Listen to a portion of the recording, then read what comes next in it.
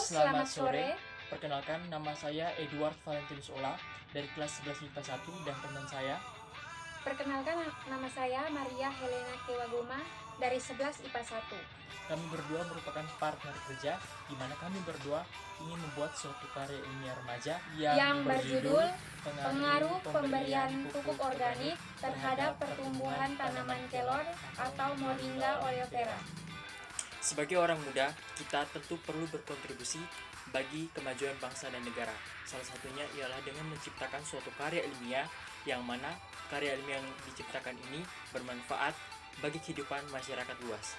Agar tanaman kelor dapat tumbuh dengan baik dan subur, maka perlu diberikan bahan yang memiliki nutrisi yang baik untuk membantu pertumbuhan tanaman kelor. Maka dari itu, dengan membuat karya ilmiah remaja ini, kami ingin melakukan penelitian yang menguji dan membuktikan keefektifan dan pengaruh pemberian pupuk organik terhadap pertumbuhan tanaman kelor atau Moringa oleifera. Tujuan dari penelitian akhir kami ini adalah 1.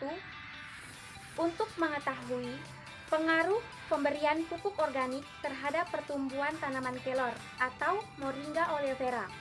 2. Untuk mengetahui proses pertumbuhan tanaman kelor jika tidak diberikan pupuk organik. Dan hipotesis penelitian kami ini adalah: pertama, pemberian pupuk organik berpengaruh terhadap pertumbuhan tanaman kelor dan membuat tanaman menjadi lebih subur. Kedua, jika tidak diberikan pupuk organik, maka proses pertumbuhan tanaman kelor menjadi lama dan membuat tanaman menjadi kerdil dan layu. Waktu pelaksanaan penelitian kami ini dimulai pada hari Sabtu, tanggal 24 April 2021 hingga Sabtu 29 Mei 2021. Dan tempat pelaksanaan penelitian ini dilakukan di rumah saya, tepatnya di Jalan Lestari, RT 5 RW 3, Kelurahan Sarotari Timur, Kecamatan Larantuka, Kabupaten Flores Timur, NTT.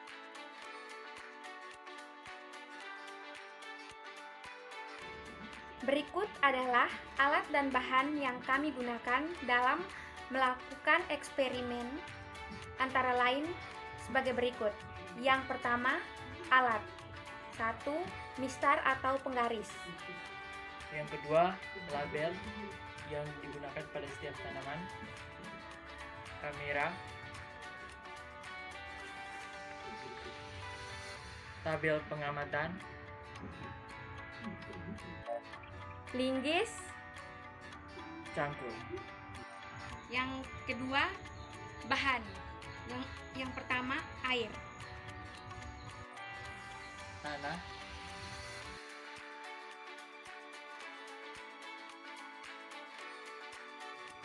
Satu, memilih lahan tanam yang tepat agar tanaman dapat tumbuh dengan baik dan subur. 2. Menyiapkan pupuk organik dan anorganik yang berkualitas. 3. Menyiapkan 15 batang kelor yang sudah dipotong sepanjang 30 hingga 50 cm dengan diameter 3 hingga 5 cm. 4. Masukkan potongan batang dalam 15 bagian lahan berbeda yang telah disiapkan. 5. Memberi pupuk organik pada 9 bagian, memberi pupuk anorganik pada 3 bagian, dan tidak memberi pupuk sama sekali pada 3 bagian, dan menyiram tanaman-tanaman ini dengan air yang cukup. 6. Menyiram tanaman selama 5 hingga 7 hari, dan menghindari adanya genangan air dalam waktu lama di sekitar akar pohon, karena akan mengakibatkan pembusukan akar.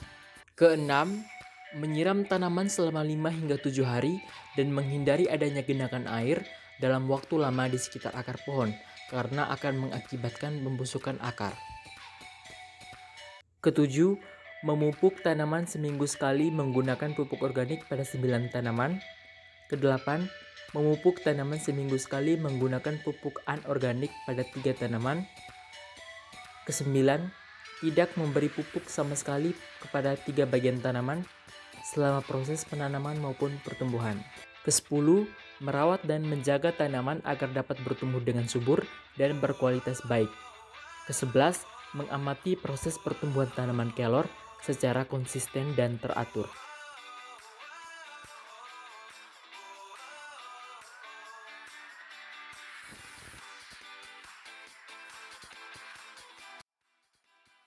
Saya akan melakukan pengukuran terhadap tanaman kelor yang berumur 2 minggu yang diberi pupuk kandang.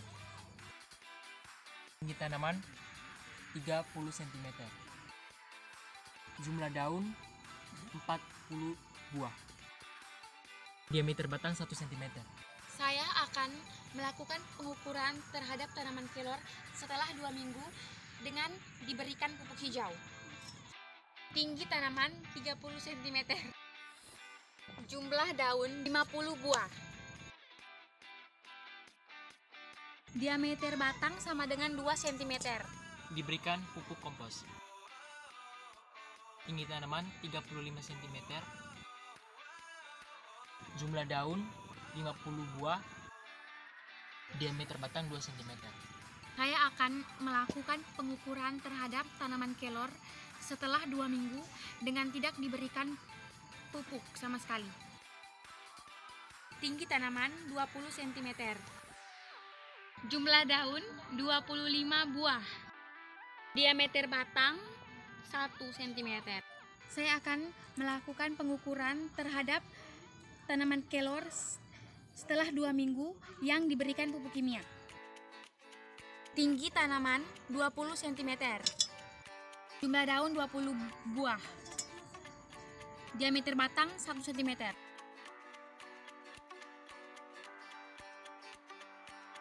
Saya akan melakukan pengukuran terhadap tanaman kelor yang berumur 4 minggu yang diberi pupuk kimia. Tinggi tanaman kelor 55 cm. Jumlah daun 32 buah. Diameter batang 1 cm. Saya akan melakukan pengukuran terhadap tanaman kelor yang telah berumur 4 minggu yang diberi pupuk kompos. Di tanaman 65 cm. Jumlah daun pada tanaman kelor yang berumur 4 minggu yang diberi pupuk kompos adalah 60 buah. Diameter batang 2 cm. Saya akan melakukan pengukuran terhadap tanaman kelor tanpa diberi pupuk setelah 4 minggu. Tinggi tanaman 60 cm. Jumlah daun 35 buah. Diameter batang 1 cm. Saya akan melakukan pengukuran terhadap tanaman kelor setelah 4 minggu yang diberikan pupuk kandang. Tinggi tanaman 70 cm. Jumlah daun pada tanaman kelor setelah 4 minggu yang diberikan pupuk kandang berjumlah 45 daun. Diameter batang sama dengan 2 cm. Saya akan melakukan pengukuran terhadap tanaman kelor setelah 4 minggu yang diberi pupuk hijau. Tinggi tanaman 68 cm. Jumlah daun 95 buah.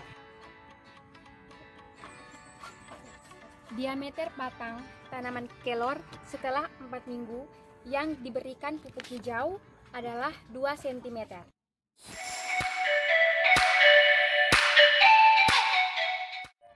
Saya akan melakukan pengukuran terhadap tanaman kelor setelah 6 minggu yang diberikan pupuk kompos.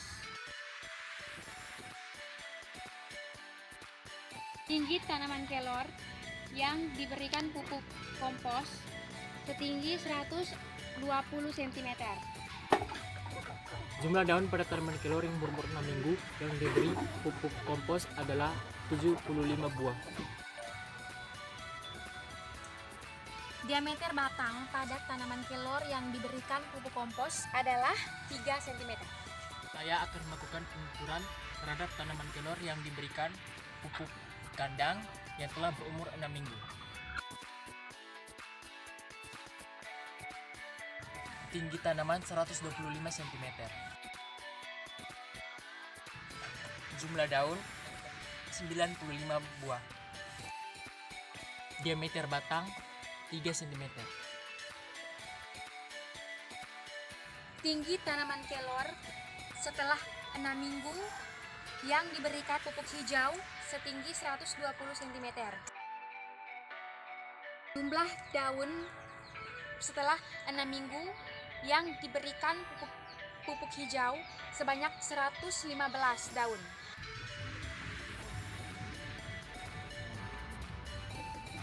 Diameter batang tanaman kelor setelah 6 minggu yang diberikan pupuk hijau adalah 3 cm. Tinggi tanaman kelor setelah minggu ke-6 yang diberikan pupuk kimia adalah 90 cm. Jumlah daun tanaman kelor setelah minggu ke-6 yang diberikan pupuk kimia adalah 50 buah.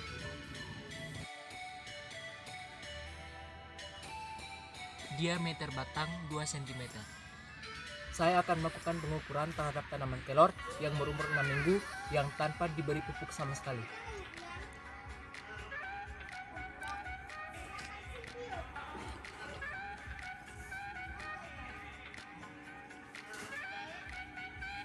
Tinggi tanaman 70 cm.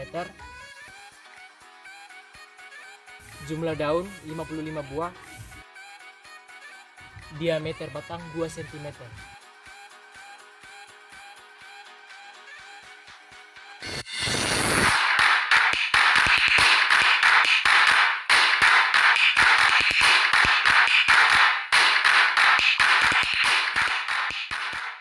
Kelor merupakan tanaman sayuran yang mengandung senyawa aktif dan multiguna.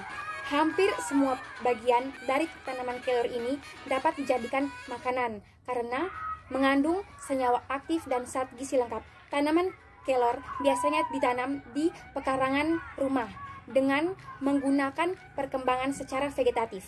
Salah satu faktor yang sangat berpengaruh terhadap produksi tanaman kelor adalah pemupukan, karena ketersediaan unsur hara di dalam tanah sangat terbatas. Penelitian ini bertujuan untuk mengetahui pengaruh pemberian pupuk organik terhadap pertumbuhan tanaman kelor dan untuk mengetahui proses pertumbuhan tanaman kelor jika tidak diberikan pupuk organik. Parameter yang diukur adalah tinggi tanaman, jumlah daun, dan diameter batang. Analisa data menggunakan analisis of variance atau ANOVA. Berdasarkan hasil uji ANOVA, pemberian pupuk organik pada kelor berpengaruh signifikan pada pertumbuhan tinggi tanaman dan pada jumlah daun, sedangkan tidak berpengaruh signifikan pada diameter batang, yang mana setiap tanaman memiliki angka yang hampir sama, yang mana menunjukkan pertumbuhan yang meningkat pada setiap waktu pada masing-masing perlakuan. Berdasarkan hasil penelitian, pada tinggi tanaman, perlakuan pertama pemberian pupuk organik, terkhususnya pada pemberian pupuk kandang, memberikan pengaruh paling tinggi pada tanaman kelor, sedangkan berbeda secara signifikan dengan perlakuan 2 pada pemberian pupuk anorganik dan juga berbeda signifikan pada perlakuan 0 atau tanpa perlakuan sama sekali. Pada diameter batang, perlakuan 1, pemberian pupuk organik terkhususnya pada pemberian pupuk kompos dan pupuk hijau, memberikan pengaruh paling tinggi pada tanaman kelor, sedangkan berbeda secara signifikan dengan perlakuan 2 pada pemberian pupuk anorganik dan juga berbeda signifikan pada perlakuan 0 atau tanpa perlakuan sama sekali. Pada jumlah daun, perlakuan 1 pemberian pupuk organik terkhususnya pada pupuk hijau memberikan pengaruh paling tinggi pada tanaman kelor, sedangkan berbeda secara signifikan dengan perlakuan 2 pada pemberian pupuk anorganik dan juga berbeda signifikan pada perlakuan 0 atau tanpa perlakuan sama sekali.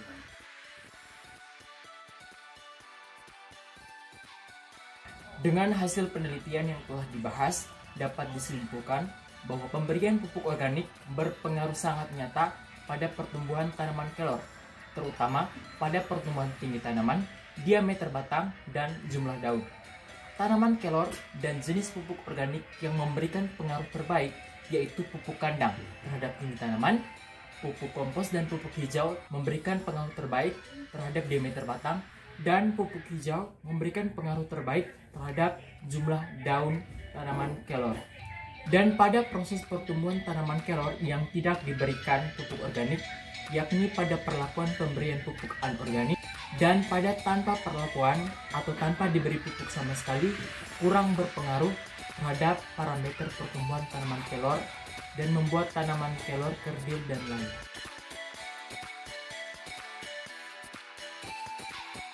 Saran pertama, untuk memperoleh hasil eksperimen yang lebih baik, maka variabel bebas perlu dipersiapkan dan dibuat sebaik mungkin, yang mana sangat berpengaruh terhadap hasil dan keakuratan data eksperimen. 2.